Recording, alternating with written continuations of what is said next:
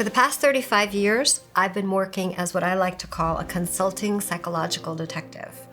That means that individuals and corporations call upon me when something's gone wrong that should have gone right, and I help them look for the real reason.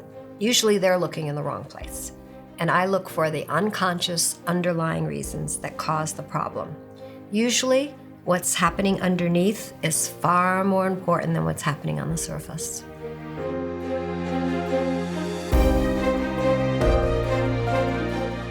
People don't leave their psychological selves at home, conscious or unconscious, before they come into the workplace. And there are lots of permutations of how that self and work and that self and others are going to collide all day long. Have you ever witnessed two people arguing about something when you're doing a project and it has absolutely nothing to do with the project at hand? It's an argument taking place on a subterranean level. The unconscious issues of one person have the uncanny ability of colliding with the unconscious issues of another person. But when we work consciously, when we live consciously, then we can keep focused on what's actually happening in the present, in real time. And then we can respond to others and to life and not merely react. My belief is by accepting the psychological nature of human beings and understanding the impact of that nature on the workplace. And by practicing these principles every day, you can change your life and you can change the lives of everyone that you will be privileged to work with.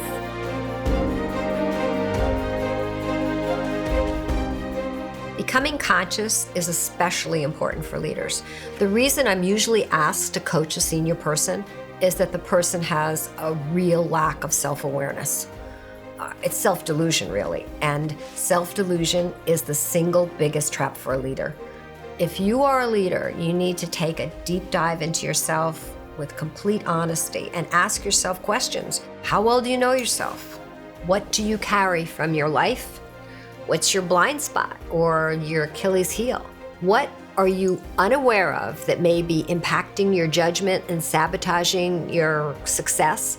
It can impact all the relationships around you and weaken your confidence and satisfaction.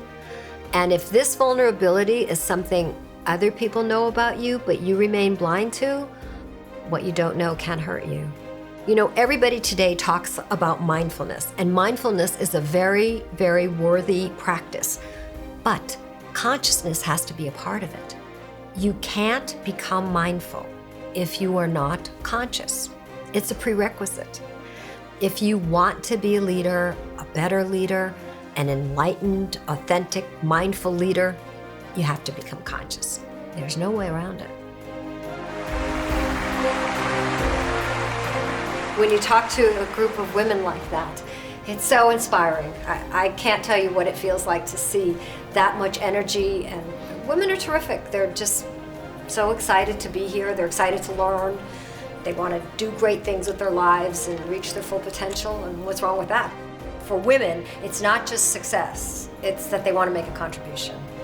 These women want to make the world a better place for themselves and for their children and for other people's children.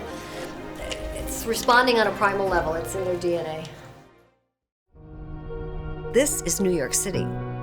This is where I live. This is my home. And it's where diversity reigns. I think of us as this great experimental laboratory where people come together from so many different countries and cultures, and we have to learn to work well together. And most of the time, we do a pretty good job of that. It's important that we continue, all of us, to grow and stretch in that direction. Differences are what make us interesting and unique. And they make the world a very exciting place to be. And then we can always rest confident and safe and secure in the fact that underneath, there's underlying human sameness.